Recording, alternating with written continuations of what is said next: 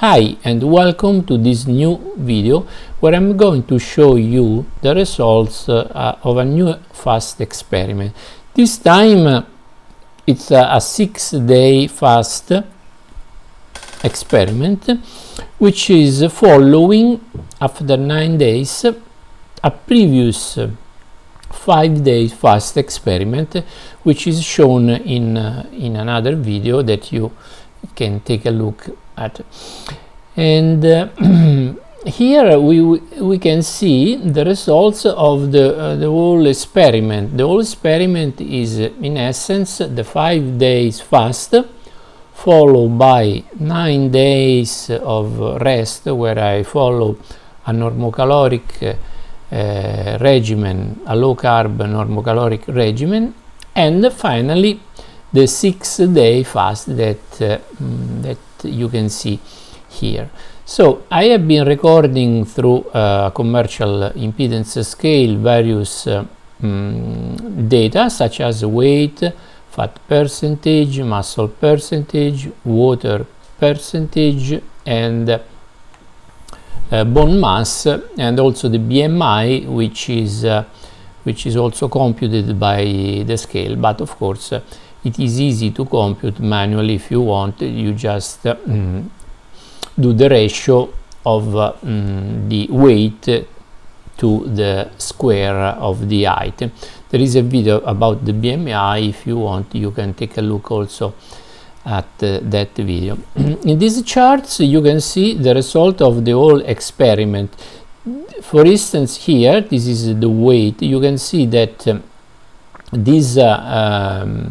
this first part of this time series is essentially the 5-day fast. You can see the weight is rapidly dropping, and in fact I started from 82.5 kilos and the experiment ended with 77.6 kilos. So there was a drop of 4.9 kilos, and you can see here this drop. Then there is the period of 9 days where I ate normally, and there is a slight increase of the weight.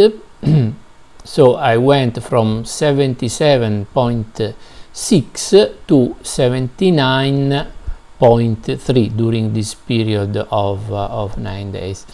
Again, I started with this time a 6-day fast, and this is illustrated on this tail of this time series. You can see here another drop. So this is the chart of the weight, and here you also have the chart of the fat. You can see there is of course a very high correlation between these charts, positive correlation. The weight is dropping and the fat is also dropping. The percentage that the scale gives, and of course we should not trust the absolute value, but in any case it is interesting to see the variation. Initially was 21.6 and at the end of the global experiment is 18.3. So there is a good drop of fat percentage. For what concerns the muscle percentage, this has been increasing all the time essentially, except when I was resting, where we can see a slight decline, but globally it has been rising, and we started from 33.0 and now we are at 34.8. The variation of the BMI is from 25.5, which is a condition of overweight essentially.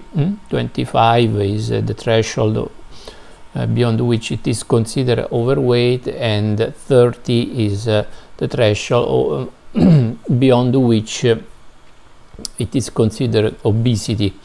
And we have a good decrease to 23.1. Now let's take a look at the picture of the body at the end of these two fast experiment. Here I have a complete log of all the activities that I've been doing during the fast, including the water intake, pee, poo, whatever. And here we have 3 rows of picture. The first row is before starting the whole experiment. So this would be at the very beginning, before the first 5-day fast. And this picture we have already seen in a previous video. This second row here shows the picture after the first 5 days fast experiment, and we can see there is actually a certain improvement. For instance, here I was pushing out the belly, and here I was doing the same pose, pushing out the belly, but you can see that here we can start seeing some shadow of the abdominal. So the situation has already improved after the first 5-day fast. Here we are comparing various poses, and all these pictures were taken at the end of the first fast. Then we had the 9 days rest, and these are the pictures at the end of this second 6-day fast. So here I'm again pushing out the belly, and you can see there is some improvement from here to here. In fact, the fat, the layer of fat has decreased sensibly, as you can see here. Even pushing out the belly, anyway, we can see much fat. Here also there is a front view. This is a side view.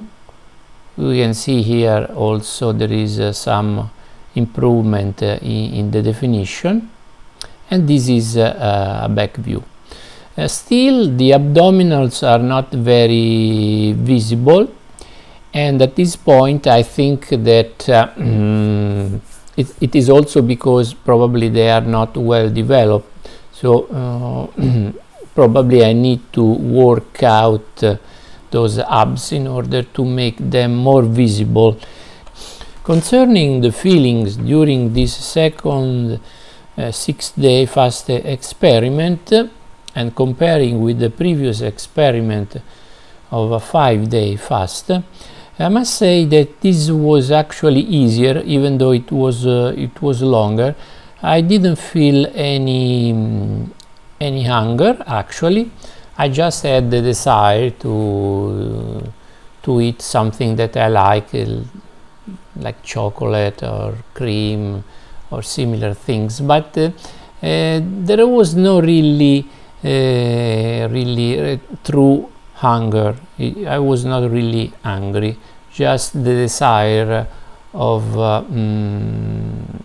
eating certain foods.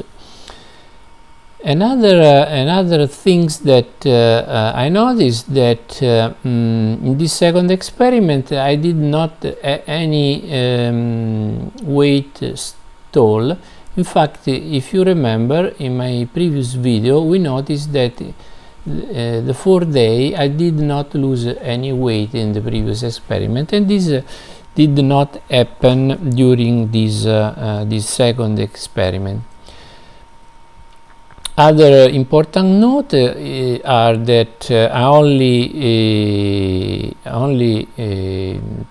add water and multimineral pills and probiotic pills essentially. So this is all I took during this fast. I think it is important to have this kind of micronutrients because, of course, you can burn your fat, but for what concerns the electrolytes, it is probably useful to have a supplementation, and same for what concerns the probiotics, to help your microbiome to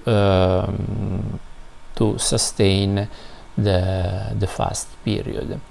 Another thing that I noticed that at the end of each fast, probably you should not invest a lot in your first meal, because you are going to have a diarrhea essentially. So let's not invest in the first meal, and go very slow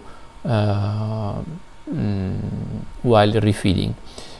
Be aware that there is such a thing as the refeeding syndrome, which is essentially an imbalance of electrolytes, and in some extreme cases of malnutrition, as you can see here on Wikipedia, there have been cases where the people who were refeeded died because of this electrolytes imbalance.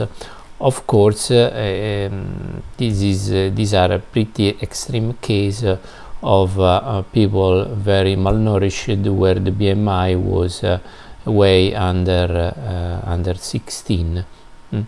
So in any case, it is interesting to read about this phenomenon, because it may provide hints about the supplementation during fasting. Another important point is the first meal after your fast, that I believe must be the most light possible. For instance, I just had a yogurt as my first meal, followed by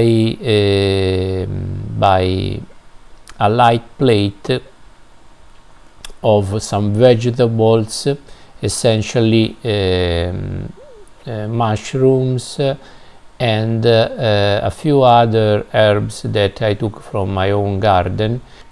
Before leaving you, I'd like to share a short clip from a video featuring Dr. Jason Fung. The video is from the channel Low Carb Down Under, and Dr. Jason Fung is one of the leading experts in problems related with diets and obesity. He is a real medical doctor, and has his own channel, which I encourage you to visit, because it is a source of very important information. In this clip, he will show a chart which is extremely similar to the charts that I obtained during the period of fasting. So for this reason, I think it is useful to compare, and of course I encourage you to watch the entire video, because it is indeed very interesting. Let's see the clip. If you don't eat, you're going to lose weight. And here's the thing to understand. There's nothing wrong with it. That's the way we're built, right? That's the way lions are built. That's the way tigers are built. That's the way bears are built. That's the way we're built. We're built to withstand these repeated episodes where there's no food, right? Because back in the caveman days, there's no McDonald's, there's no refrigerator, there's nothing. There are times you're going to have nothing. That's why you have fat, right? That's the whole point. So one of the most ironic things is that this is what you hear all the time. Fasting is going to put you into starvation mode, right? This is actually very ironic because starvation mode refers to the idea that your metabolism slows to such an extent that you're going to regain weight, okay? So I've heard that before somewhere, right? That's exactly what happens when you try to reduce your calories, right? If you don't do anything about your insulin and just reduce your calories, your metabolism goes down. You're going into starvation mode. But what happens during fasting? Does it happen? Well, here's a study of 4 consecutive days of fasting, right? So this is in normal people, right? And what you see is that at the top, the weight goes down, right? So that's great. That's exactly what we expect to see. But what happens to your REE? This is this middle line here. That's the resting energy expenditure, right? That's your basal metabolism. It doesn't go down. It goes up. And what Dr. Fung is saying here is completely in line with my experience in both the 2 experiments, 5-day and 6-day fasting. Your metabolism is not going to go down. In fact, it's going to go up. And you can clearly feel, even in your throat, that your thyroid is working more than usual, and certainly you feel more sensitive, more alert, probably even more aggressive. The libido increases.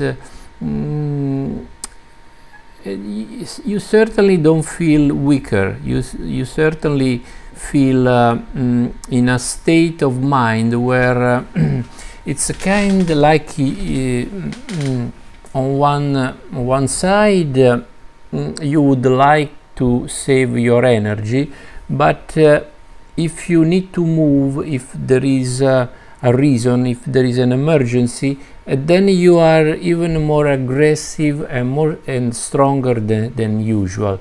So this is the general feeling during the period of fast.